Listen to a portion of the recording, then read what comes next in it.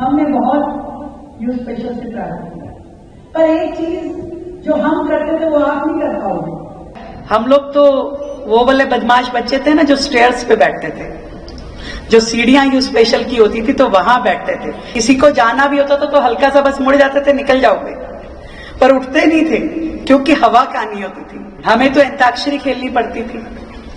आप ऐसे ही म्यूजिक सुन पाएंगे। आप जब ट्रैवल करते हैं तो आप पूरे दिन भर का जो आपका टेंशन होता है वो रिलैक्स होता है।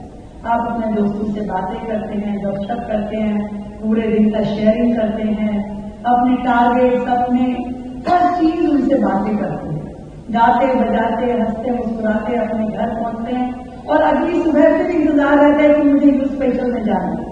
माँ मैं जल्दी से मेरी यूथ स्पेशल इंतजार कर रही है।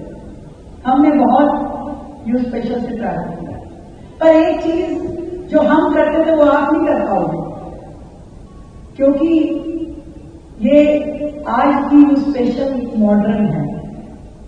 इसमें गेट बंद होते हैं, एसी चलता है, म्यूजिक होता है, सारी लेटेस्ट फैसिलिटी आपको है, कैमरा है।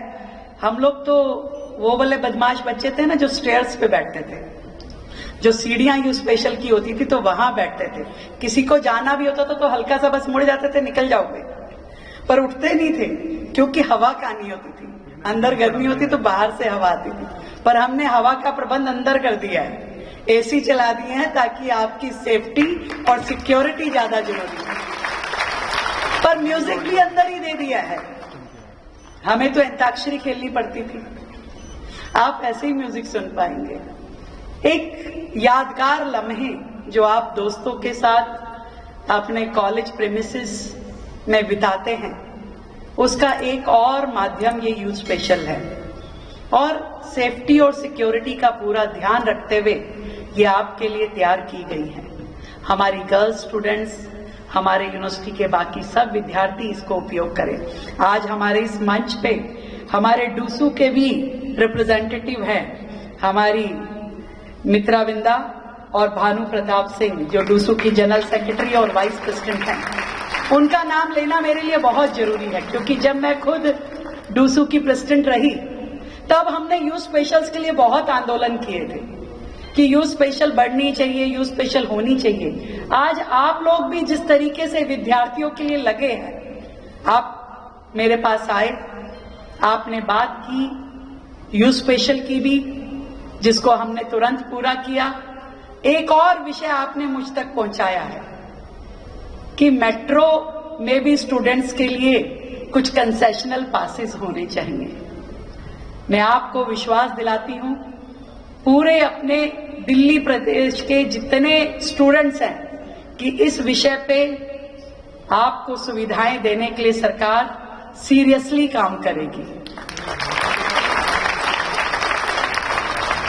अभी खत्री साहब कह रहे थे ना, आए हैं तो कुछ और लाएंगे, और योगेश जी को मैंने कहा कि आप बुलाते रहो, हम आते रहें। तो ये मेट्रो पे भी हम जरूर काम करेंगे, इसमें मुझे बताने में कोई दो राय नहीं मैं रखती कि पिछली सरकारों ने केवल दिल्ली को नोचा, दिल्ली के अधिकारों का गबन किया और केवल अपने घर भरे, दिल्ली की चिंता नहीं की। आज जब ईमानदार सरकारें काम करती हैं तो वो दिल्ली की चिंता करती हैं। आप लोगों के दिया हुआ ही टैक्स का पैसा दिल्ली के हित में लगे, इसकी चिंता करती है। तेरा तुझको अर्पण क्या लागे मेरा। और ये सब काम जो दिल्ली के हित में होने चाहिए, बेहतर यमुना जी मिले, कूड़े के पहाड़ हटे, दिल्ली साफ सुथरी दिखे, हरी भरी दिखे, रोड से लेकर के फुटपाथ तक सब चीज बेहतरीन हो, कहीं पानी ना रुके, कहीं ट्रैफिक जैम ना हो। बड़े टारगेट है, पर छोटे छोटे कदम से भी बड़े टारगेट अचीव हो सकते हैं, इतना विश्वास मैं दिला सकती हूँ। रोजाना जब सरकार 24 घंटे ये सोचती है कि दिल्ली को बेहतर बनाने के लिए क्या क्या होना चाहिए, तो रोजाना हम छोटे कदमों से अपने लक्ष्य की ओर आगे बढ़ते हैं। मैं धन्यवाद करती हूँ देश के प्रधानमंत्री नरेंद्र मोदी जी का, जिन्होंने बहुत अच्छा डायनेमिक टीम मुझे दी है। मेरे 6 के 6 युवा मंत्री लगातार दिल्ली की बेहतरी के लिए दिन रात काम कर रहे हैं। पंकज भाई तो यहाँ स्वयं बैठे। मैं जब उनके साथ बैठ करके वो हम समय देखते हैं ना स्थान देखते हैं, हमें लगता है कि क्या काम करना है और उसे पूरा करने के लिए क्या क्या होना चाहिए, उस पर विचार करते हैं और उसे इम्प्लीमेंट करते हैं। हमारे अधिकारी जो डरे सहमे पिछली सरकारों में काम कर नहीं पाते थे, मुझे खुशी है कि आज वो अपने मन से चीजों को उठाते हैं और उसे इम्प्लीमेंट करते हैं और दिल्ली के हित में सपुर्द करते हैं। मैं आज उनको धन्यवाद देती हूँ।